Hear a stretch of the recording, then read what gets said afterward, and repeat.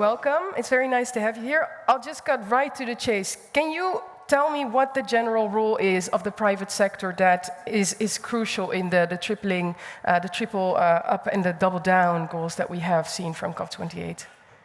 Well, first of all, thank you very much for inviting me. Yeah.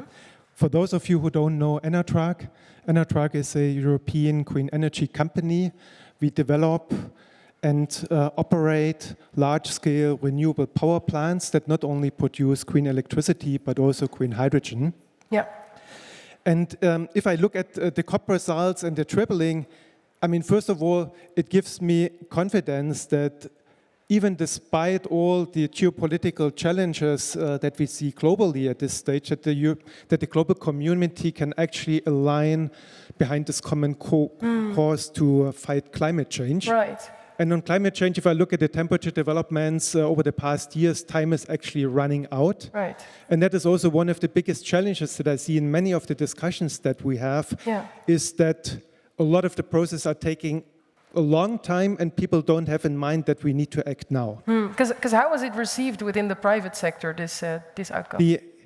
I mean, it gives us a clear roadmap going forward. Yeah, that's especially important also for the financial community that asks themselves, how committed are countries?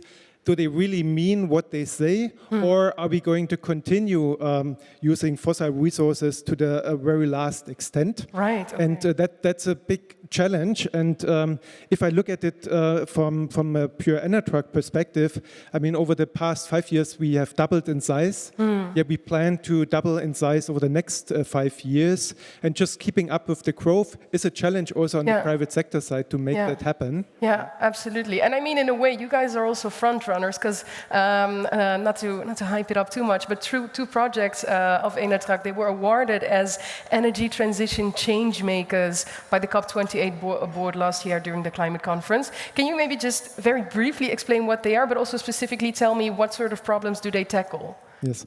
I mean, first of all, we were very honored receiving those 2 awards. One was given for our South African green e-kerosene project. There again, on collaboration, we worked there together with Sasol and Linde to provide a decarbonization path for the Secunda refinery, which today uses coal to produce chemicals. And in the project, we plan to use renewable resources, wind and solar, to produce green hydrogen, and to use the existing installation to convert that into e-kerosene.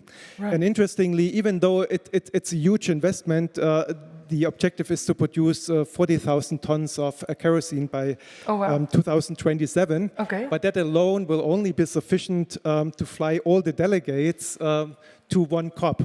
Wow. So this just shows the challenge, that COP is important, and it's very important that people see each other and talk to each other. But at the same time, of course, it should also be done in an environmental friendly way. Very fair point, yeah.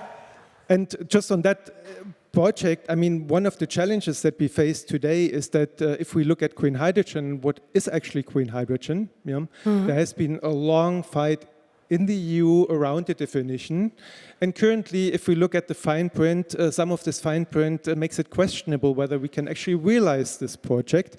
And effectively, if it stays as it is, we would basically close the doors of Europe and would not allow South Africa a transition path for its largest chemical plant, which is one of the worst polluters. Right, which also needs to And if there's no transition path there, it will just run forever. This is actually a good point, because later on, throughout these upcoming 2 days, there are sessions that will specifically also tap into that, so it might be a good teaser for those. Dr. Hering, we already ran out of time. That's how fast it goes with sessions like these. I really want to thank you for sharing those insights. Keep on doing the good work.